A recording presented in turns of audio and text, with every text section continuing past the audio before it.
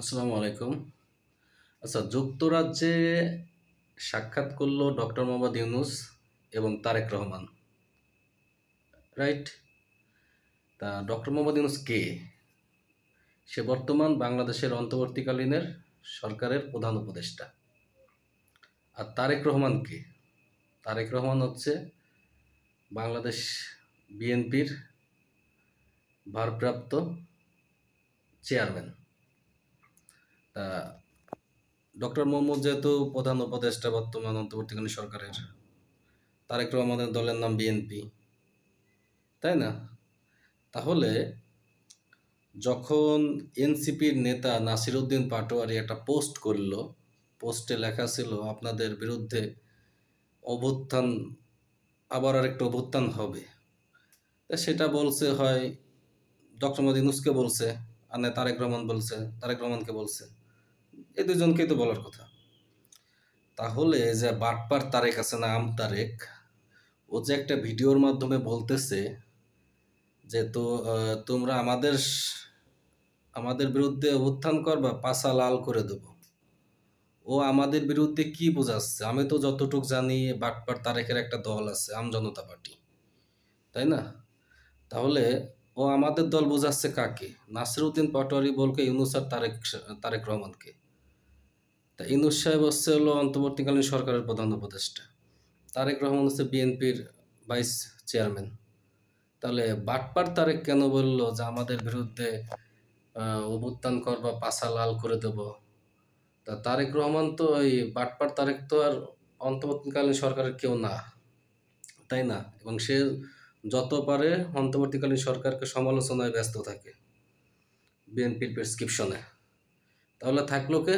তারেক রহমান। তারেক রহমান কি? বিএনপি।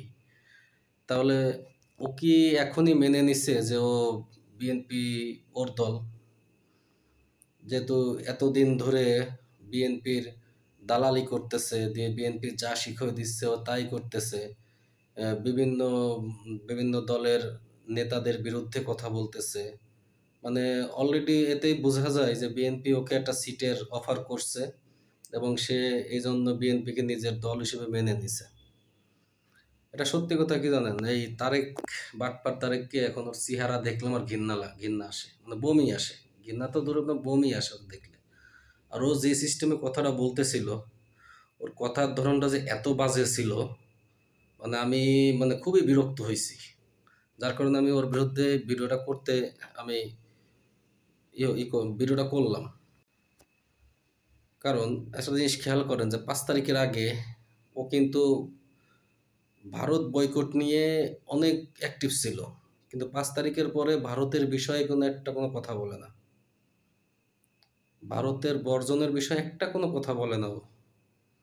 এখন ভারত প্রেমী হয়ে গেছে, ভারতের থেকে কারিগরি টাকা নিচ্ছে, বিএনপির কাছ থেকে টাকা নিচ্ছে, নিয়ে ও এনসিপির পিছনে লাগছে, জামাতের পিছনে লাগছে, তো যারাই বিএনপির বিরুদ্ধে তাদের পিছনে লাগছে।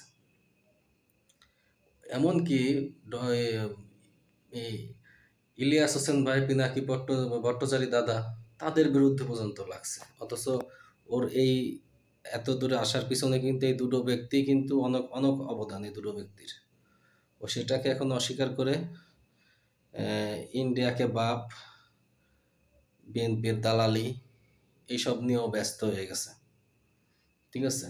যার কারণে ও ও ও কিন্তু আস্তে আস্তে মানুষের কাছ থেকে ঘৃণিত একটা ব্যক্তি হচ্ছে। হ্যাঁ, ও সব কিছু যখন পেল না, ও তারেক রহমানকে বানায় দিল মাস্টার মাইন্ড। আরে লন্ডনে বসে মাস্টার মাইন্ড কিসের রে? সিয়ারে বসে আমি একটু বক্তৃতা দিলাম, ওর তো বক্তৃতাই কোনো জায়গায় পাবলিশ হতে দিত না শেখ হাসিনা। ওর মাস্টার মাইন্ড কিভাবে হয়? ফাইজলামি না? রাজপথে যুদ্ধ করলাম আমরা গুলির সামনে, আর মাস্টার মাইন্ড হয়ে যায় সুপায় বসে থেকে বয়ান দেওয়া লোকজন। হ্যাঁ, বাটপার তারেক, তোর আমি ভালো করে বলে দিচ্ছি, তুই এনসিপির পিছনে লাগা, অন্যান্য দলের পিছনে লাগা বন্ধ কর। তুই এমনি লাগে, তুই নিজের দলের হয়ে তুই লাগে, তুই অন্য দলের হয়ে লাগবি না। তাহলে তোর রাস্তায় যেখানেই দেখা যাবে সেখানেই তোকে মারা হবে। তুই তো মাঝে মধ্যে এমনি হকারদের কাছে মায়ের খাস, আরো মায়ের হবে তোর। ধন্যবাদ সবাইকে।